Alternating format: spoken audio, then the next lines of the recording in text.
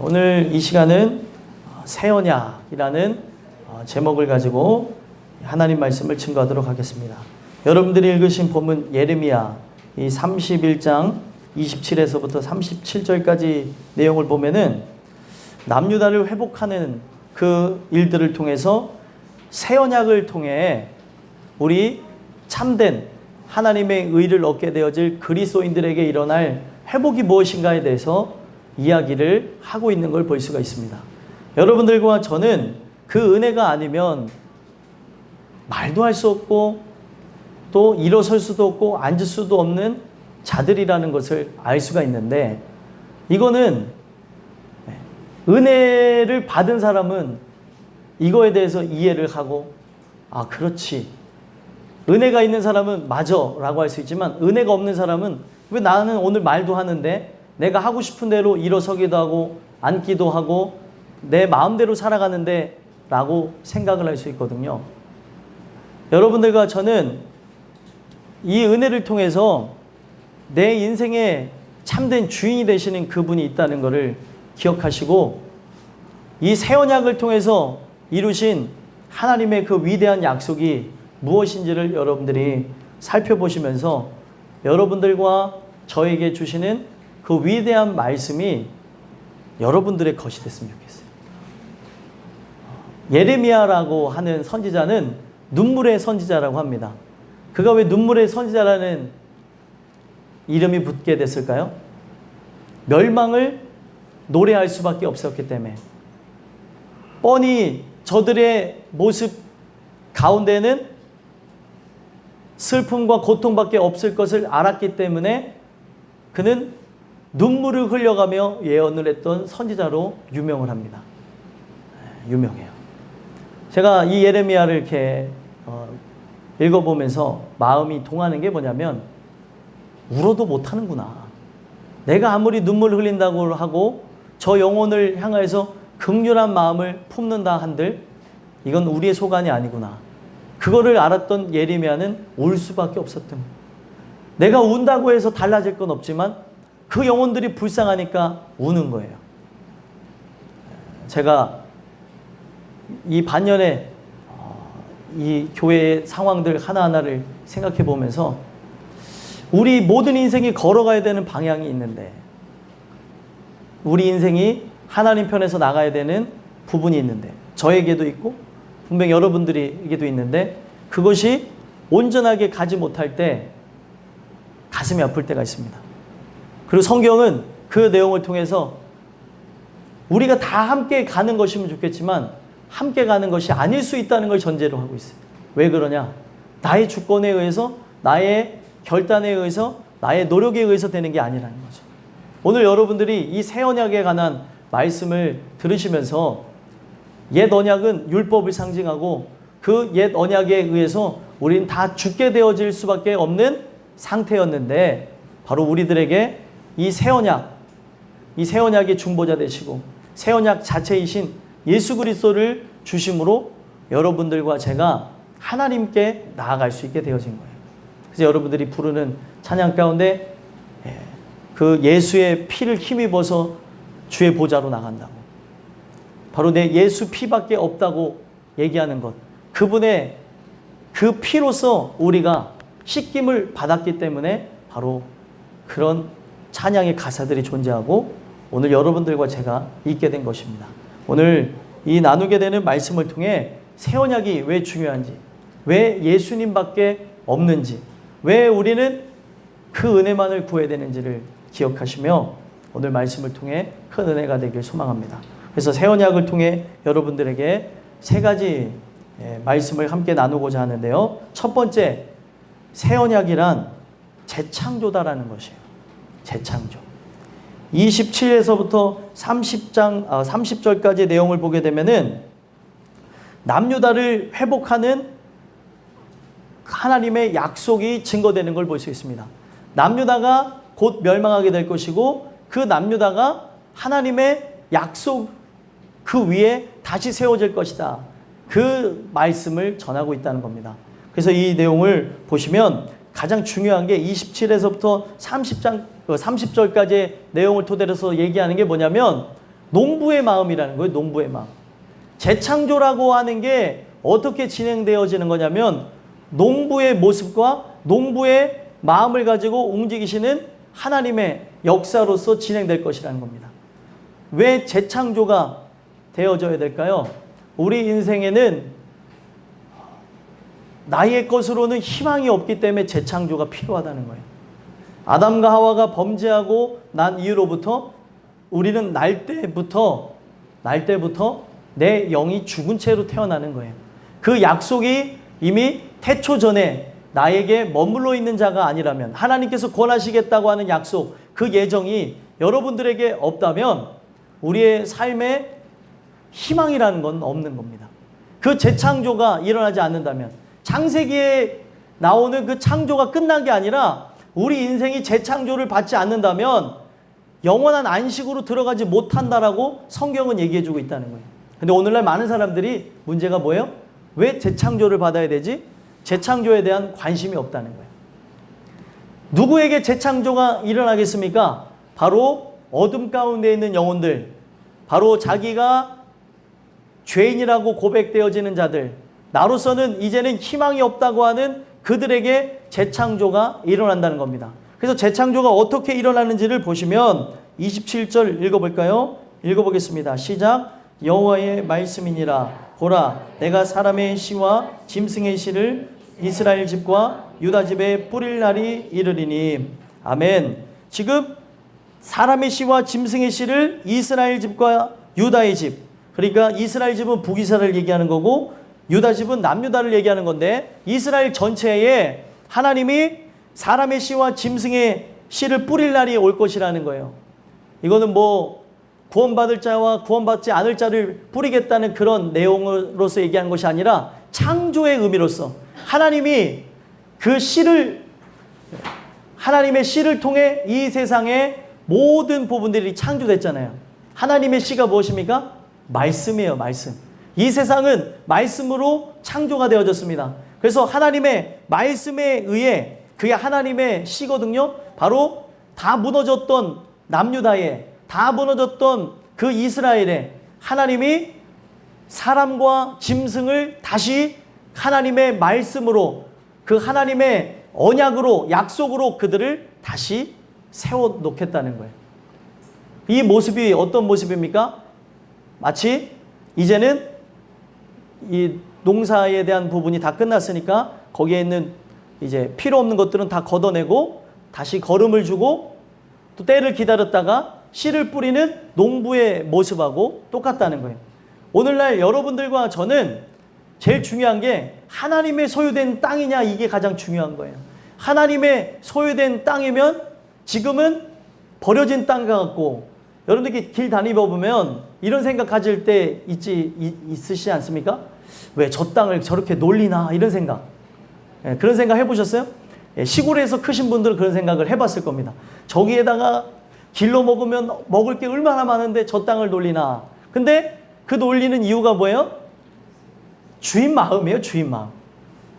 내 소유가 아니기 때문에 그냥 놀려도 나는 안타까울 뿐, 주인의 뜻에 따라서 거기가 농지로 변할 수도 있고 주인의 뜻에 따라서 거기에는 아파트도 들어서기도 하고 뭐 여러 가지 장소가 되어질 수 있다는 겁니다. 근데 중요한 거는 버려진 땅처럼 보여지지만 우리가 그 소유를 함부로 건들 수가 없는 이유가 다 소유주가 있다는 사실이죠.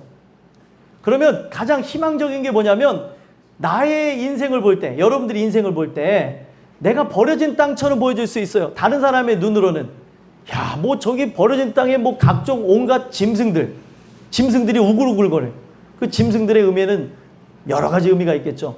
그 짐승들에 의해서 그 땅이 마치 버려진 것처럼 비춰지는데, 야, 저 사람 과연 희망이 있는 사람인가?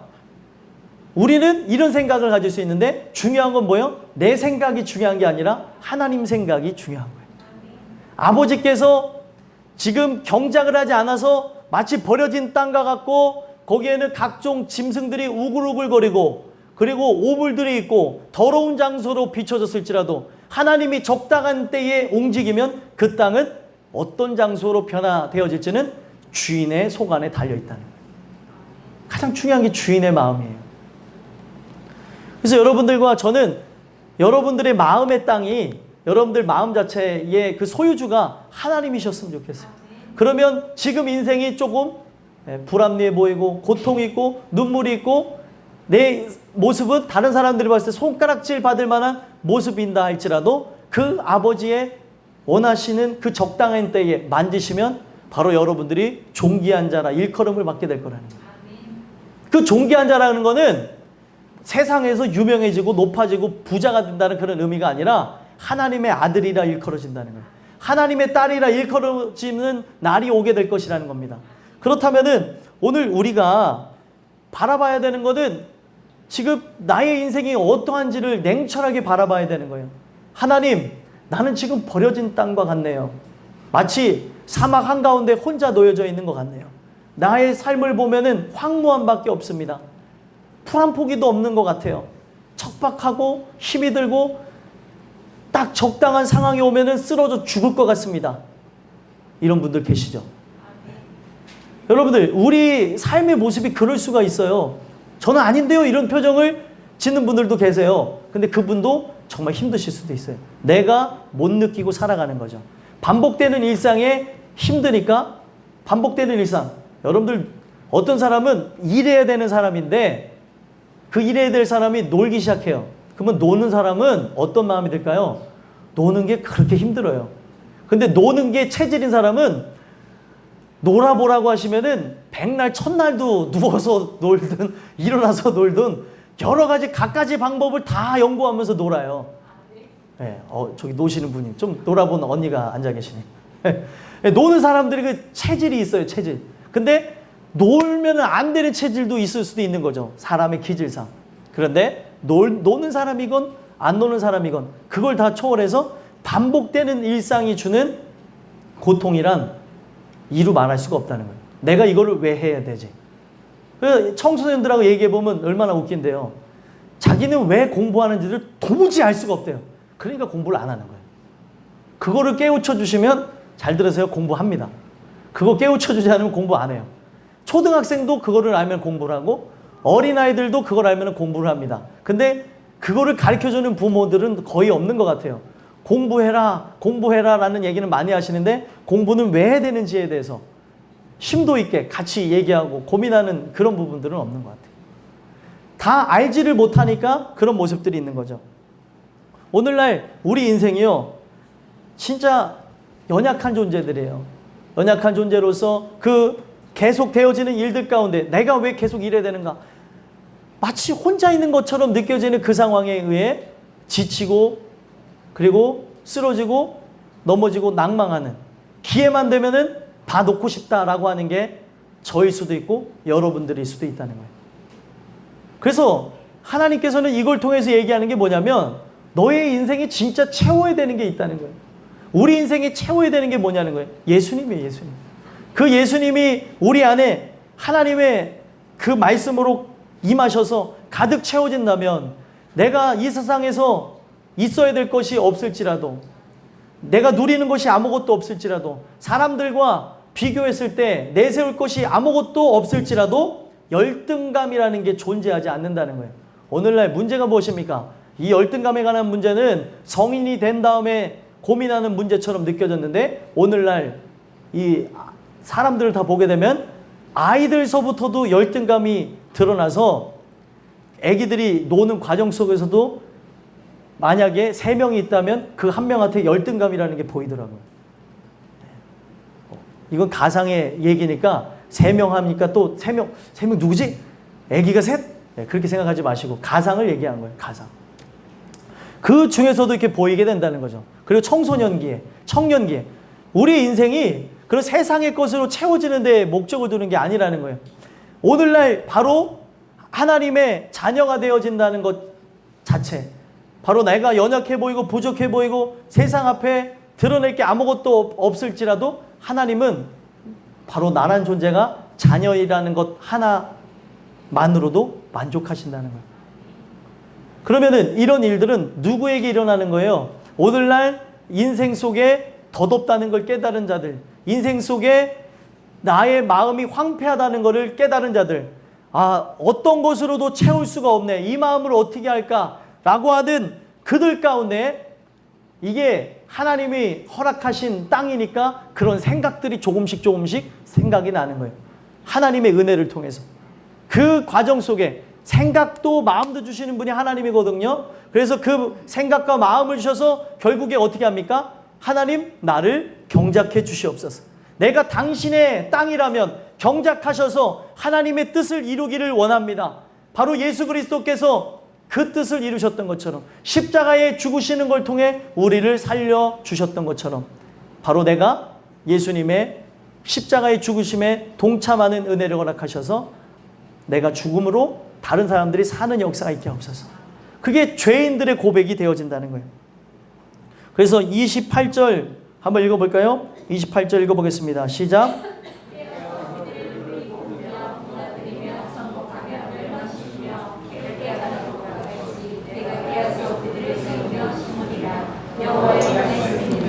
아멘.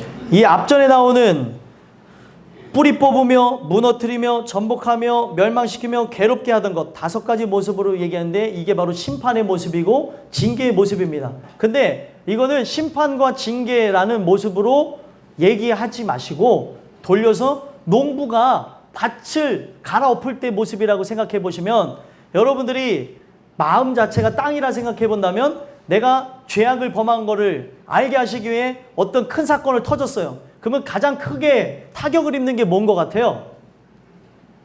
예? 큰 사건이 터졌을 때 가장 크게 타격을 입는 거는 물질도 아니고 그 어떤 것도 아니고 내 마음이 타격을 입어요.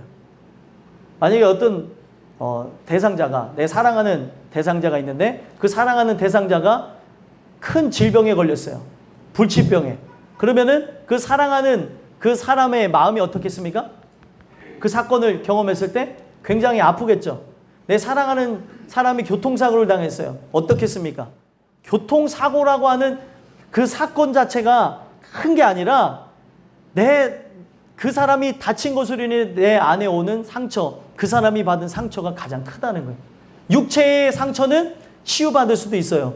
근데 치유받을 수 없는 상처라면, 그가 교통사고를 당했는데 일어날 수가 없다면, 병에 걸렸는데 고칠 수 없다면 이 마음에 받은 상처는 어떻게 씻을 수 있냐는 거예요.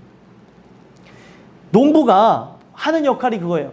우리가 바로 죄인됨을 깨달아서 하나님께 오게 하기 위해 각종 사건과 사고와 많은 일들을 행하신다는 거예요. 그러면 그 일들을 통해서 일어나는 게 뭐예요?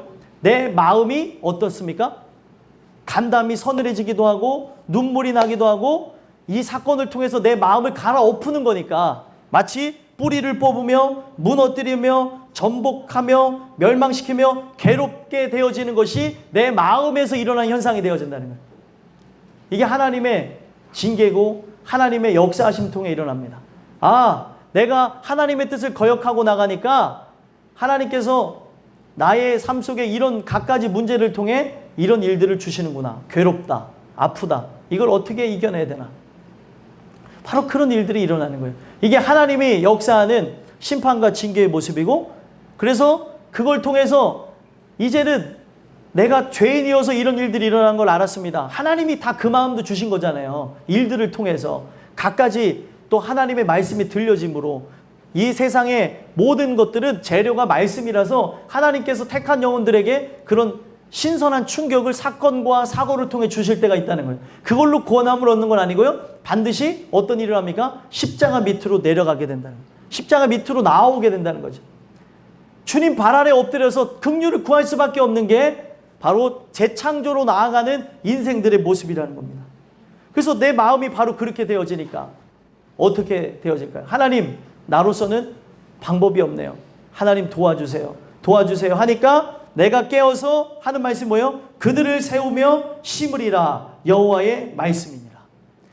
주님께서 잠들지 아니하시고 깨어서 그들을 세우며 심으리라. 아까는 깨어서 뭘 했습니까? 심판과 징계를 했다면, 그가 깨어서 졸지도 않고 주무시지도 않는 분이 하시는 게 뭐예요? 나의 영혼을 갈아엎으면서 오직 예수님 아니면 안 되게끔 만들어 버리신다는 거예요.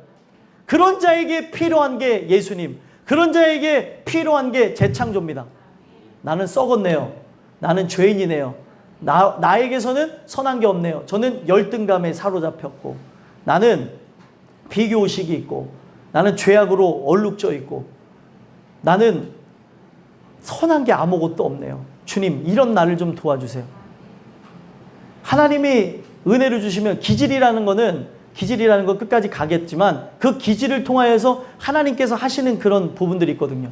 어떤 사람은 시끄러운 기질, 어떤 사람은 조용한 기질, 어떤 사람은 그 말씀을 사랑하는 기질, 또 말씀을 사랑하지 않는 기질, 또 성격이 급하기도 하고 또 느리기도 하고, 이런 모든 기질을 통해서 하나님이 일들을 하시는데, 중요한 거는 이 모든 부분에서 공통적으로 느끼게 되는 게 뭐냐면 내가 가망이 없구나. 이런 모습으로는 나에게서는 희망이 없구나. 그거를 가르쳐 주신다. 그런 그들에게 그분이 이제 일을 하셔서 하는 게 뭐냐면 세우며 심는 역사가 일어난다는 거예요. 그러면서 얘기하는 게 29절 30절 내용이 뭐냐면 각 사람에게 일어나는 일입니다. 모든 사람들에게, 각 사람에게 비추는 빛으로 역사할 거라는 거죠. 그래서 29, 30절 한번 읽어보겠습니다. 시작.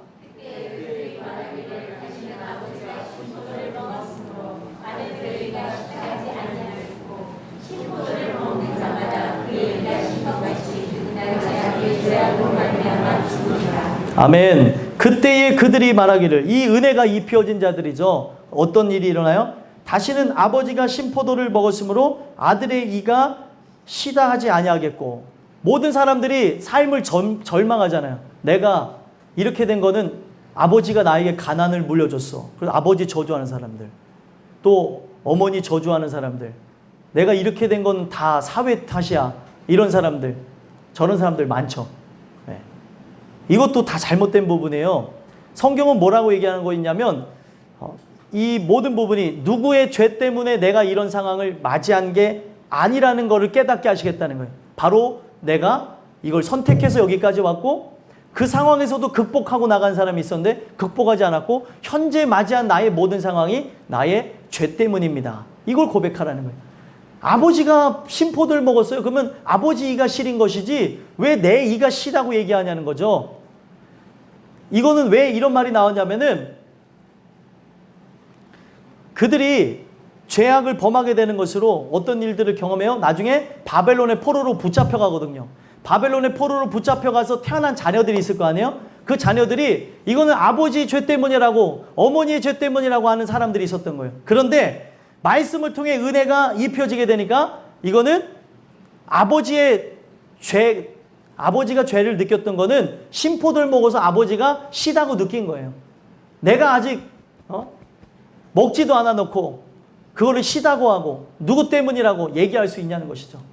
그래서 그거를 그들이 그렇게 불평불만하며 속담처럼 있었던 그거를 말씀을 통해 꼬집어서, 말씀을 통해서 나중에 이런 일도 있을 것이니까 그렇게 하지 말라고 이 말씀을 주시는 거예요. 그래서 30절에 얘기한 게 뭐예요? 신포도를 먹는 자마다 그의 이가 신 것 같이 누구나 자기 죄악으로 말미암아 죽으리라. 아버지는 아버지가 그걸 먹고 죄인이라는 걸 알고 아버지가 그걸 먹고 죽게 되어지는 그런 부분에 들어갔다면, 나는 아직 그거를 먹지 않았고 나는 아직 그걸 경험해 보지 않아서 아버지의 그 심정을 알지 못하는 거예요. 죄인 되어진 심정. 누구나 자기 죄악으로 말미암아 죽는다는 이걸 통해서 엄마가 구원받는다고 해서 아들이 구원받는다는 법이 없다는 거죠. 여러분들 모두가 각자 신포도를 먹으면서 시다는 걸 느껴야 되는 것처럼, 이 포도가 단지 신지를 먹으면서 느껴야 되는 것처럼, 마치 이 내가 죄로 인하여서 맛보게 되어지는 그 맛이 신맛을 느끼면서 이 신맛을 먹으면 여기가 땡겨지는 것처럼 고통을 맛봐야 된다는 거예요. 이게 누구에게 일어나는 거냐? 재창조를 받는 사람들에게 나타나는 거예요. 여러분들은 이런 게 일어나고 있습니까? 이것 때문에 고통받아 하고 살아가고 있나요? 우리의 살아가는 삶 속에 내가 진짜 이 죄인이라는 것 때문에 통감하며 살아가냐는 거예요. 그런 자들에게 재창조가 일어나는 거예요. 야, 내가 진짜 예수를 믿는다고 하는데 이건 껍데기밖에 없지. 직분이 뭔들 중요하냐? 목사면 뭐하냐? 전도사면 뭐하냐? 내가 권사면 뭐하냐? 집사면 뭐하냐? 이런 자성이 하나님의 은혜를 통해 터져 나와야 돼요. 나는 껍데기밖에 없구나. 내가 이 죄악을 끊지도 못하는 내 모습이 내가 그리스도인이라고 할 수 있는가? 내가 진짜 예수님으로 인하여서 희생하고 고통받아 하는 게 있는가? 난 다 누리고자 하는데 내 감정대로 내가 하고 싶어하는 대로 속상하면 주님을 찾아야 되는데 다른 주님을 찾고 있고 다른 방법으로 풀어가고 있고 어디 그걸 가지고 그리스도인이라고 할 수 있겠냐는 거예요.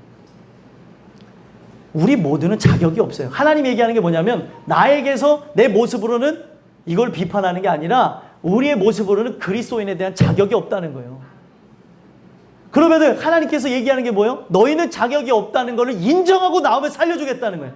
하나님, 나는 자격이 없네요. 내가 이런 쓰레기 같은 자네요. 내가 바로 이런 죄악으로 일삼는 자네요. 나에게서는 가망이 없네요. 당신의 재창조가 없다면 나의 삶은 오직 사람의 영광을 위하여서 나의 영광을 위해서 살아가는 것밖에 없네요.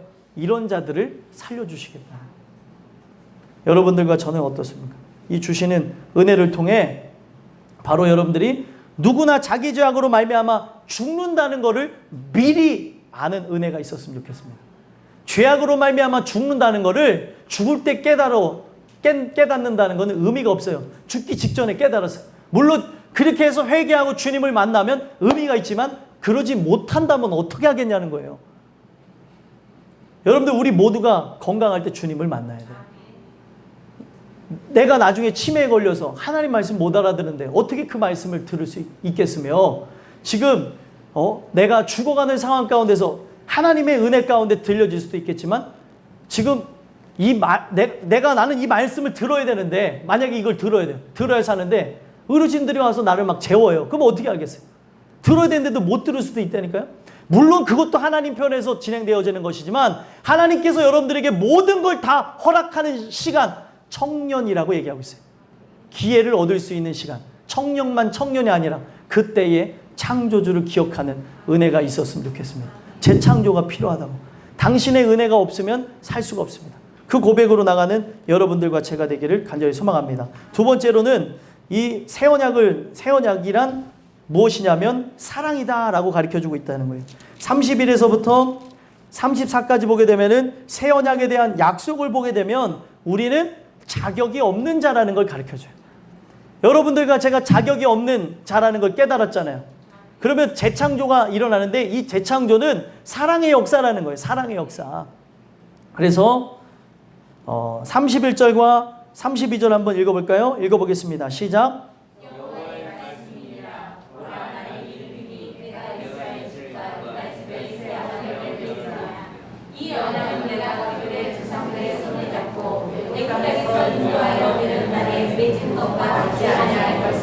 내가 그들의 남편이 되었어도 그들이 내 언약을 깨뜨렸습니다. 영원히 있습니다. 아멘. 자, 이 내용 31과 32를 보게 되면은 32절을 보면 사실 이스라엘 집과 유다 집은 하나님의 약속이 있는 선민, 오늘날로 얘기하면 기독교 집안이라고 쉽게 생각을 하시면 좋겠고, 이스라엘 집이라고 하는 사람들은 예수 믿지 않는 사람들이라고 생각을 하시면 좋겠습니다. 근데 그런 모든 사람들, 믿는다고 하는 사람들 집안에서도 또 믿지 않는다고 하는 세상 사람들 가운데서도 새 언약이 존재한다는 걸 가르쳐주는 거예요. 근데 이 새 언약이 누구에게 일어나는 거예요? 바로 아까 얘기했던 그 내용을 계속 가져가는 거예요.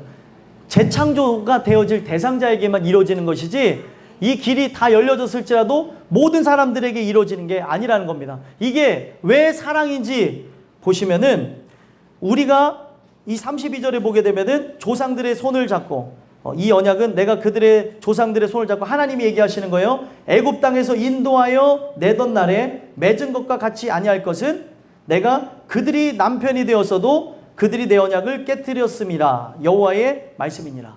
옛 언약은 사람이 깨버리면 깨버릴 수가 있었던 거예요.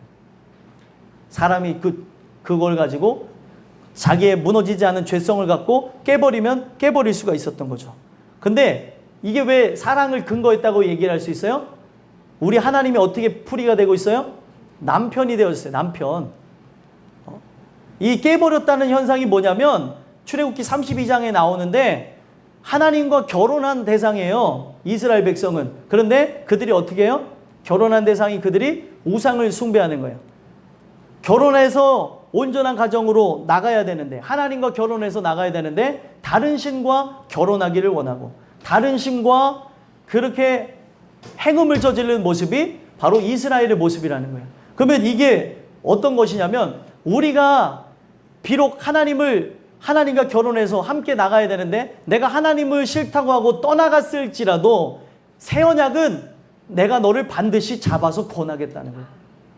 그 새 언약이 여러분들한테 써질 것인데, 이 새 언약 아래에 있는 사람들은 믿기만 하면 살게 된다는 겁니다. 이 새 언약을 기초로 해서 나온 게 뭐냐면, 호세아서에 보게 되면은 고멜이라고 하는 여인이 자기의 죄로 인하여서 종이 되어졌어요. 종 중에서도 가장 미천한 종이 되어지게 됩니다.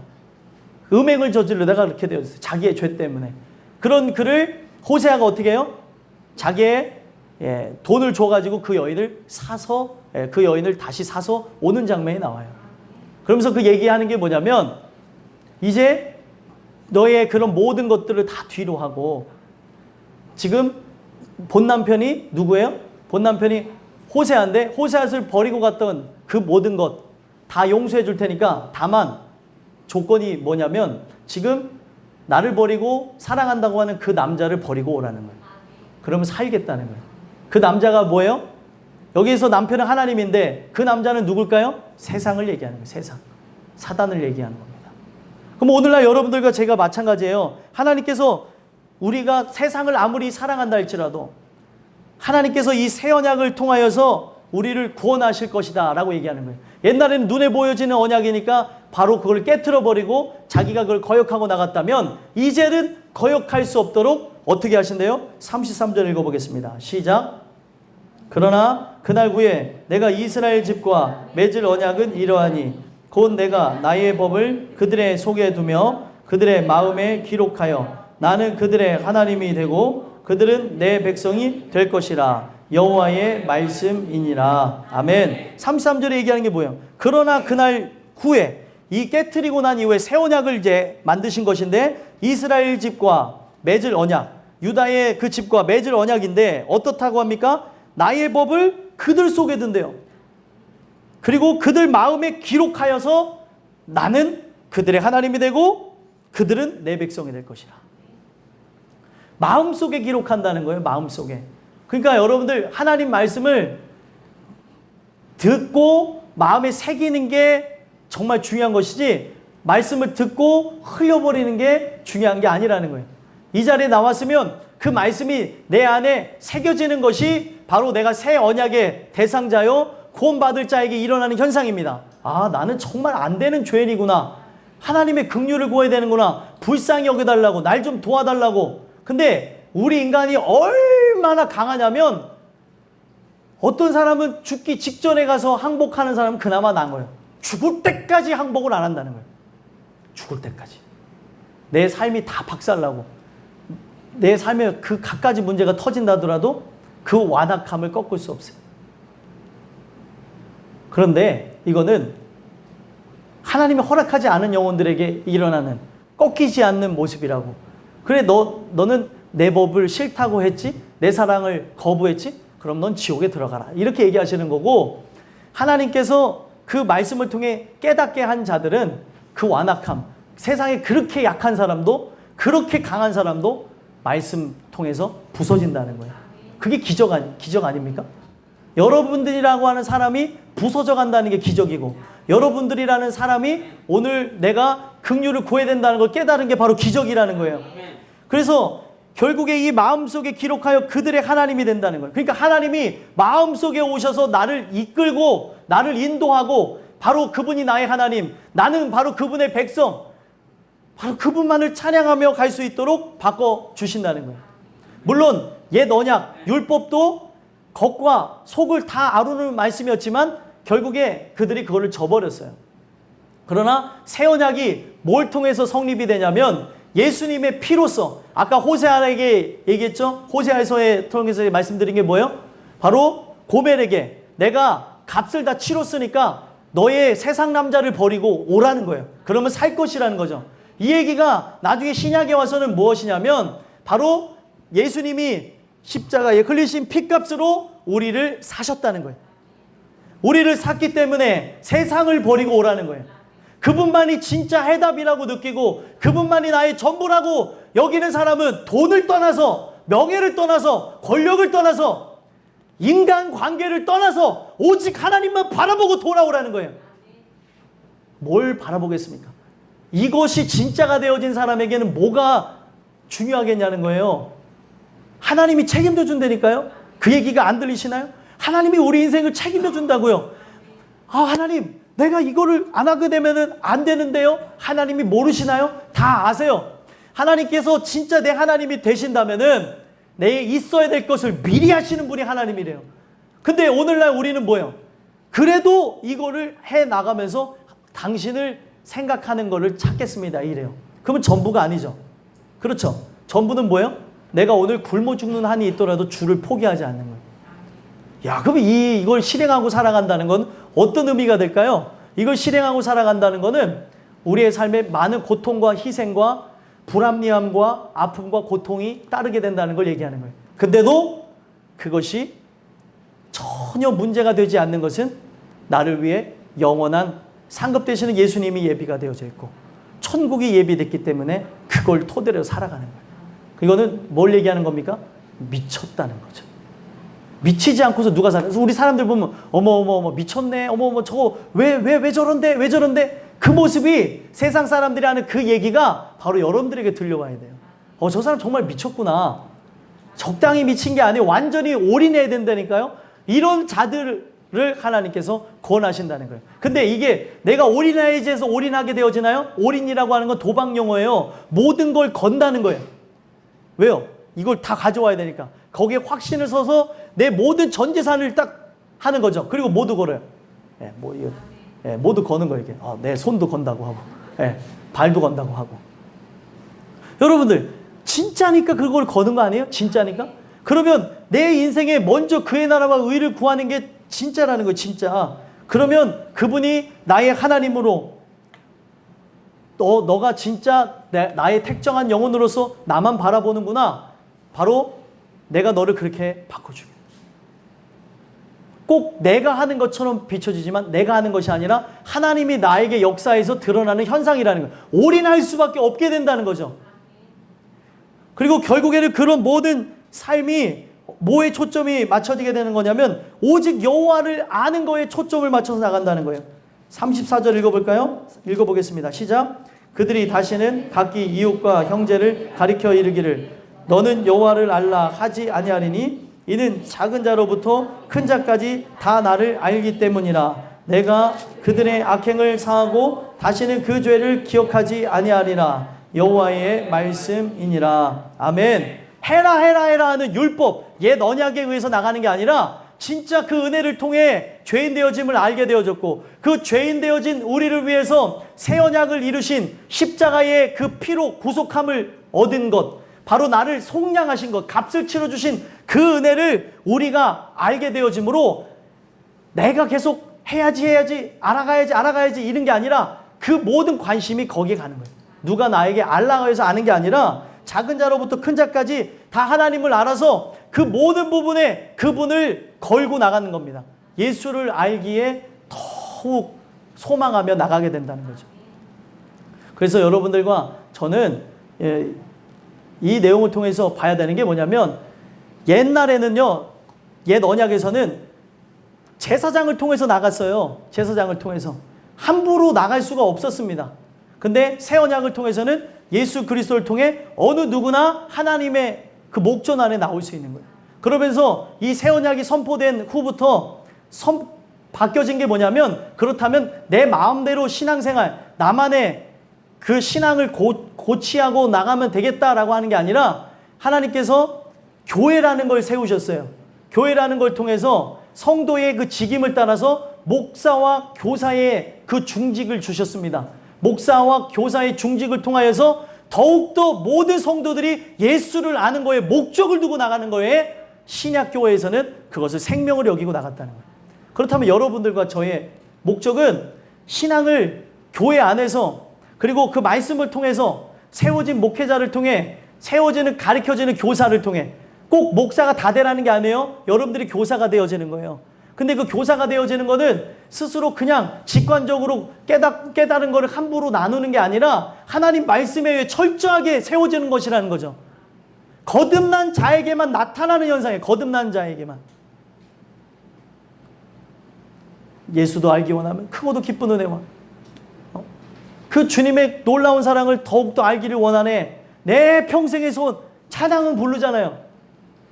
그러면 내 삶의 초점이 어디에 맞춰져 있어야 되냐는 거예요. 그 나를 사랑하신 그 사랑이 진짜라고 한다면 그 사랑을 느끼고 체험하고 그 사랑을 알게 하는 이 장소로 나올 수밖에 없다는 거예요. 그 사랑을 깨달은 자들, 새 언약을 깨달은 자들, 그 예수님의 피값으로 사신 그 놀라운 은혜를 체험한 자들은 바로 그 예배가 하나님 오늘도 당신의 긍휼을 입지 않고는 살 수가 없사오니 오늘도 은혜 내려주셔서 내가 주신 그 은혜를 통해 공급하신 그 사랑을 통해 사람들을 사랑하게 하옵소서. 사람들을 용서하게 하옵소서. 나에게서 날 수 있는 게 아니니까 오늘도 내가 죽어지는 걸 통해 그리스도가 드러나기를 원합니다. 한 알의 미랄이 썩어져서 30배, 60배, 100배의 결실이 맺었어요. 그 미랄이 예수님을 상징합니다. 여러분들이 죽어주셔야 여러분들의 가정이 온전하게 세워져요. 대립하고 있는 모든 걸 푸시고 나의 인간의 생각을 다 내려놓고 그걸 못 버리면은 지옥 가는 거예요. 나는 자존심 내세우고 저는 지옥 가겠습니다 하고 똑같은 거라는 거예요. 그 놀라운 사랑을 내가 진짜 받았다면 이거에 내가 지금 사람들 앞에 드러나는 이 모습은 아무짝에도 쓸모없는 거예요. 여러분들의 존재가 인정받든 안 받든 이건 의미가 없는 거라는 겁니다. 근데 왜 자꾸 의미를 찾으려고 그래요? 여러분들이 하시는 일에 대해서 왜 자꾸 뭔가를 얻으려고 합니까? 값없이 주신 은혜, 값없이 전하면 안 됩니까? 그 은혜에 의해서 나가야 되는 것인데 여러분들과 저는 그 은혜를 통해 우리는 그럴 수가 또 없으니까 또 기도하는 거예요. 나는 자꾸 값을 받고 싶고 사람들에게 인정받고 싶고 하는 모습이 있어요. 주님 주시는 은혜를 통해 오늘도 당신의 긍휼로 그 사랑에 감격하여서 그 새 언약은 사랑 자체인데 나는 자격이 없는 나에게 이 사랑을 주셨는데 십자가 사랑을 주셨는데 오늘도 이 사랑에 찬양을 올려드리고 영광 돌리게 하옵소서. 그 고백이 여러분들과 저의 고백이 되길 간절히 소망합니다. 마지막 세 번째로는요. 새 언약은 불변함이라는 거예요. 불변함. 35절에서부터 37절까지 내용을 보면 새 언약 성취에 대한 보증을 주고 있는데 하나님은 불변한다는 거예요. 하나님이 나를 구원하기로 작정하셨으면 끝까지 책임져 주시는 분이에요. 우리를 떠나거나 변심하는 자들이 아니라는 거죠. 근데 여러분들은 누구를 의지하겠습니까? 하루에도 수도 없이 변심하는 사람을 의지하겠어요? 돈을 의지하겠습니까? 돈이 있을 때는 여러분들 고개를 숙여요. 돈이 없으면 고개를 안 숙인다니까요. 그래서 이거를 인간적으로 생각하는 부모들이 재산을 그렇게 붙잡고 있는 거예요. 자기한테 고개를 조아리게 한다고. 인본적으로 생각하지 마세요. 인본적으로 여러분들의 노후를 써나가지 마세요. 세상 사람들이 그렇게 한다 한들 여러분들은 말씀을 통해서 나가셨으면 좋겠어요. 말씀을 통해서 나가는 게 뭔지 궁금하면 찾아오세요. 제가 가르쳐 드리겠습니다. 궁금해하지를 않으니까 문제가 있어요. 내가 하는 게 맞는 줄 알아요. 세상 사람들 다 이렇게 하니까 이렇게 해야지. 그게 아닙니다. 이 얘기를 오해하지 마세요. 재산을 나눠 가지라는 얘기인가? 그런 얘기가 아니라 노년기에 있는 분들은 또 그런 생각을 갖고 청년기에서는 내가 지금 내 눈앞에 있는 그것이 전부인 양 다 모든 걸 생각하고 나간다는 거예요. 말씀의 통치를 받지 않고서는 다 쓸모가 없다는 거예요. 그렇죠? 예. 청년뿐만이 아니라 어린아이들도 다 마찬가지라는 겁니다. 여러분들과 저는 하나님께서 우리를 위해서 보증해 주시는 게 뭐예요? 불변한 거예요. 그분은 그 불변함의 것을 증거하려고 그러고 불변함의 것을 알려주려고 해야죠. 세상의 것을 물려주려고 하는 게 아니라 불변함의 것이 무엇인지 입만 열면 나와야 되죠. 입만 열면. 근데 입만 열면 뭐예요? 자식이든 부모든 그 누구든 자기의 권리를 되찾아가려는 것. 이게 이기적인 거예요. 그 권리를 되찾으려고 하는 게 아직도 내가 고린도전서 얘기하는 찌꺼기 같은 존재라는 걸 모른다는 거죠. 나는 내세울 게 아무것도 없는 존재인데 나는 그분은 어떻게 하라는 말입니까? 죽으시라는 거예요. 난 못 죽어요. 은혜를 통해 죽으시라는 거예요. 그거를 얘기하는 겁니다. 불변하시는 그 하나님의 은혜를 통해 우리가 세상은 다 변한다는 거죠. 왜 변하게 될 존재들을 의지하고 이렇게 좀 나한테 잘하는 것 같으면 기뻐했다가 못하는 것 같으면 슬퍼했다가 왜 이 세상의 돈과 명예 권력을 통해서 인정받으면 좋아했다가 인정받지 못하면 슬퍼하고 여러분들과 제가 세상에 인정받기 위해 존재하는 존재입니까? 아니라는 거예요. 왜 속고 살아가냐는 거예요. 그 은혜를 통해 보증받아야 되는 존재, 그 은혜를 통해 보증받아야 되는 존재는 바로 여러분들이고 또 보증하시겠다는 분은 우리 하나님이시라는 거예요. 내 아들의 핏값으로 널 보증하지?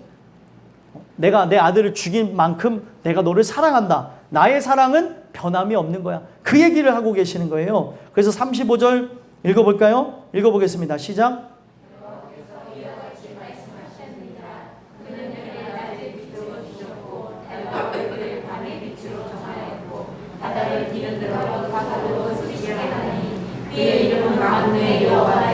아멘. 그의 이름은 만군의 여호와니라 라는 그 말씀은 거꾸로 이제 뒤로 올라가서 보면은 만군의 여호와는 어떤 분이시냐면 질서를 가지고 정하신 거를 어김이 없는 분이라는 거예요. 지금까지 지구의 역사상 그 해가 밤에 뜨는 일은 없었어요. 그렇죠? 뭐 낮에 달이 뜨는데요 이런 말 하시는 분들인데 달은 항상 떠 있는데 안 보이는 거예요. 예? 그런 거 갖고 뭐라 하지 마시고 그런 역사적으로 주관하는 그 모든 일들이 변함이 없었다는 거예요. 하나님께서 정하신 대로 움직이신다는 거죠. 그렇다면은 우리를 구원하겠다고 작정하신 하나님께서 변하시겠냐는 거예요. 이 얘기를 이제 이어서 가는 게 36절입니다. 읽어보겠습니다. 시작.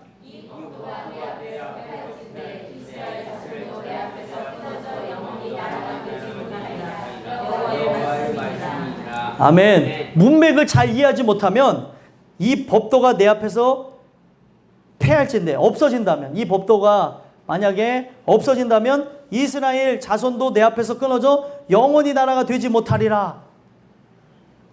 이거를 그냥 이것대로만 생각을 하면 이 문맥을 다 없애버리고 생각을 한다면 영원히 나라가 되지 못한다는 거 그러면은 이스라엘 자손이 되지 못한다는 얘기인가? 이런 얘기처럼 들려질 수 있는데 그게 아니라 이 법도가 내 앞에서 패해질 수가 없는 것처럼 하나님이 정하신 거를 바꾸시지 않는 것처럼 이스라엘 자손을 내 앞에서 끊어지지 않게 하시겠다는 거예요. 그래서 그의 나라가 영원할 것이다 라고 얘기하는 거예요. 하나님이 구원하시는 거예요. 그래서 우리는 그 하나님을 의지할 수밖에 없고 그 하나님을 찬송할 수밖에 없고 그 하나님의 은혜를 구할 수밖에 없는 겁니다. 근데 왜 하나님을 구하지 않냐는 거예요. 이유가 뭘까요? 아직도 내게 은혜가 오지 않아서 혹은 아직도 은혜가 안 왔다고 하면 참 좋겠지만 혹은 버렸기 때문에 아예 정하시지 않았기 때문에 그럴 수 있다는 거예요. 그래서 여러분들에게 기회가 있을 때 하나님을 찾으라는 거예요. 꼭 인간 편에서 어떤 생각이 들까요? 나는 버린 땅인가? 지금 현상을 볼 때 여러분들 열매를 보라는 거예요. 여러분들 살아가는 삶 속에 열매를 볼 때 목사라는 열매도 보고 또 여러분들의 인생 속에 여러분들의 직분과 또 여러분들이 갖고 있는 그 포지션 그 모든 걸 보면서 내가 정말로 온전한 사람이 맞는 세상의 도덕과 윤리 편에서도 봤을 때 낮은 사람이 나을 수도 있다는 거예요. 그러면 이걸 볼 때 나는 어떻게 생각이 들어요? 하나님 날 버렸나? 버린 것 같다는 생각 들을 수 있죠. 야, 그러면 이거를 제가 실제로 어렸을 때 이런 마음이 들었을 때 그냥 그날따라 서러움이 많았어요. 서러움이 많았는데 아기 때인데 별 생각이 달드죠. 아빠도 나를 안 좋아하는 것 같고 엄마도 나를 안 좋아하는 것 같고 형한테도 구박을 받고 누나한테도 구박을 받고 나는 도대체 뭐지? 그거 언제 그런 생각을 했냐면 오줌 싸서 7살 때 오줌을 싸서 머리에다가 뭘 뒤집어 쓰고 나갈 때 그런 생각이 들더라고요. 별 생각이 다 나는 버림을 받았나? 왜 오줌 애기가 별 생각을 다 하죠. 그런 거를 7살 때 한번 느꼈던 적이 있고 또 커가면서 그런 걸 느꼈는데 세상에 나는 이렇게 버림받은 건가? 아닌데? 그렇게 느끼는 거죠. 근데 세상에 그 어느 누구도 없는 것 같을 때 나는 늘 하나님이 계신다고 생각을 했는데 어렸을 때부터 하나님조차 내게 없는다고 하니까 어떤 생각이 드는 줄 아세요? 나를 버린 것 같다는 생각이 드니까 그러면 살 이유가 없네. 죽어야지. 이런 생각을 갖는 거예요. 생각을 가져보셨나 봐요. 착각입니다. 근데 만약에 내가 하나님도 나를 버렸는지 안 버렸는지 말씀을 들었어요? 내가 널 버렸으니까 너 죽어라. 하나님 그런 분이 아니에요. 그런 얘기를 하는 분이 아닌데 그런 생각이 들게 되는 거죠. 그랬더니 그렇게 슬퍼서 울었던 기억이 납니다. 그렇게 울어도 눈물이 그쳐지지 않더라고요. 하나님이 나를 버리시면 어떡하냐고. 그런데 제 마음속에 조용히 평안함을 주시는데 나는 너를 한 번도 떠난 적이 없다는 거예요. 한 번도. 내 감정이 그런 거죠. 내 감정이. 내 감정은 뭐예요? 오늘 주님은 안 계실 것 같은 날이 있어요. 오늘 또 계시는 것 같은 날이 있고 사람은 그런데 하나님은 불변한데 사람의 감정이 들쑥날쑥하는 거예요. 여러분들과 저는 이 말씀을 통해서 느껴야 되는 게 뭐냐면 내가 만약에 세상 앞에도 다 버려진 것 같다고 느끼신 분들이 있을 수도 있어요. 나는 내세울 게 아무것도 없네? 자랑할 것이 없네? 야, 나는 이 모양인가? 라고 하시는 분들, 하나님이 여러분들을 포기하지 않았다면 그게 전부예요, 여러분들. 그러면 내가 만약에 그런 땅인 것처럼 느껴진다면 우리의 인생에 걸어야 되는 건 뭐예요? 하나님 외에 걸 게 없지 않습니까? 그분께 우리를 목숨을 걸고 나가야 되는 거예요. 근데 누가 목숨을 거냐는 거예요. 누가? 은혜가 오지 않으면 이걸 마음에서 깨닫지 못하니까 그분께 올인을 하지 못한다니까요. 정신이 바짝바짝 살아서 오늘도 내 마음대로 내 뜻대로 살아가게 된다는 거예요. 하나님께서는 우리를 끝까지 보호하시겠다는 것, 우리를 구원한 자들을 끊어버리지 않겠다는 얘기를 합니다. 그래서 이 내용이 쭉 가서 나중에 로마서에서 얘기하는 게 뭐예요? 누가 그리스도의 사랑에서 끊으리요? 끊을 수가 없다는 거예요. 그의 사랑 안에서.